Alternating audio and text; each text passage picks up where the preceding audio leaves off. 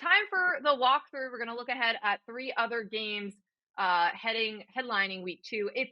It's definitely not the same slate as it was with week 1, but I think there's some really interesting barometer games, right? Like where we're going to learn a little bit. Honestly, we're going to learn because we picked 3 games that involve Big 10 teams. They're in a lot of crossover games against the Big 12 and the ACC.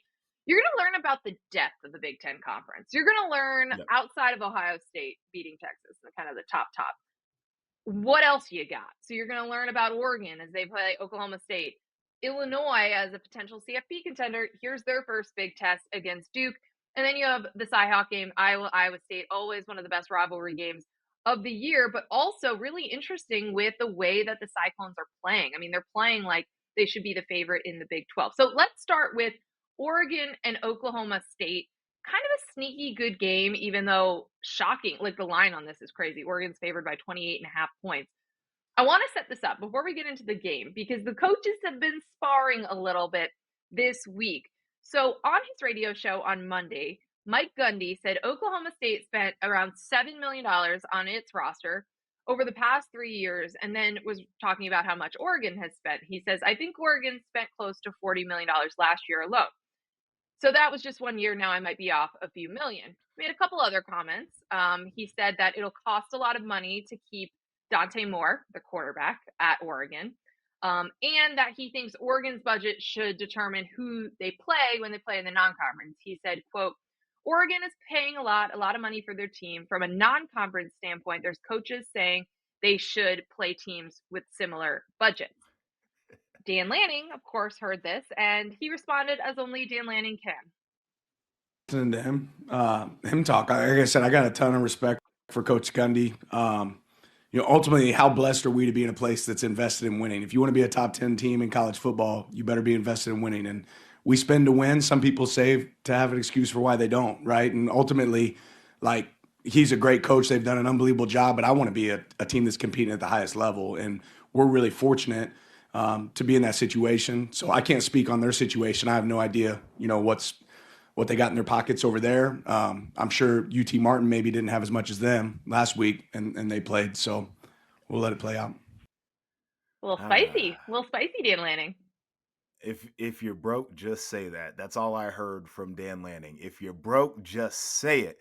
And you know what? I'm with Dan Lanning on this one because it was definitely like a pick and choose your spots from Gundy. Like you play teams that certainly do not spend the money that you do out of conference.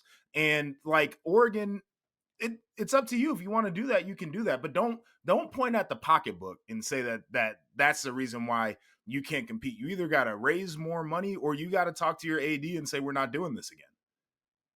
They had one of the most exciting, biggest name players in all of college football coming back last year in Ollie Gordon, and then he did nothing.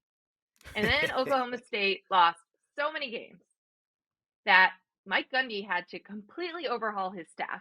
This is a crazy stat, okay? So he kept 2 assistants, and then everyone else is new this year because, again, you remember the standoff. I mean, like, he almost left. Like, he almost got forced out at Oklahoma State, but he agreed to restructure his contract, put some of his money towards NIL.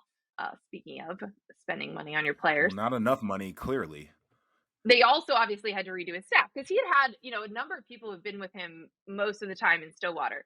The 2 assistants he retained came to Stillwater last year. So it's a very new look. Like, this is very different from the way Mike Gundy has always done it. You have an Oregon team that we talk about year in and year out. They're going to invest. They're going to be physical. They're going to build the roster in the program like an SEC team because of Dan Lanning's background, of course. Dante Moore, you have the luxury of someone who was in the quarterback room for a year behind Dylan Gabriel, learning from him. He looked really good in his debut against Montana State, 18 of 23, 213 yards, 3 touchdowns. Again, the spread is really big here, but I kind of feel like Dan Lanning was pissed off enough about the comment about, like, you're only good because you spend and you buy good players in an era where that is legal to do, that I think Oregon's going to cover. Yeah, that's kind of the thing that's been lingering for me is like pissed off Dan Lanning, kind of dark side Dan Lanning. Might not call off the dogs in this one. There's also the idea too of Dan knows that they're going to be playing late into the year and they're going to have guys ready. And so you might have to put your pettiness aside and pull the guys when it's time to pull them. Dante In a Moore to me is, power four matchup, by the way. Like, that's yeah, what I you're know talking the way about. we're talking about this is insane. Um, Dante Moore was so much fun to watch last week, and he's going to be a player that I'll have my eyes on this year for the reason that you mentioned, with him taking a year to just learn, right? And like I thought that was a very mature decision for a player to make. And so I'm excited about his development. I'm actually going to buck the trend here. The number is super big for me. I think Oklahoma State will cover, but Oregon's going to win very comfortably.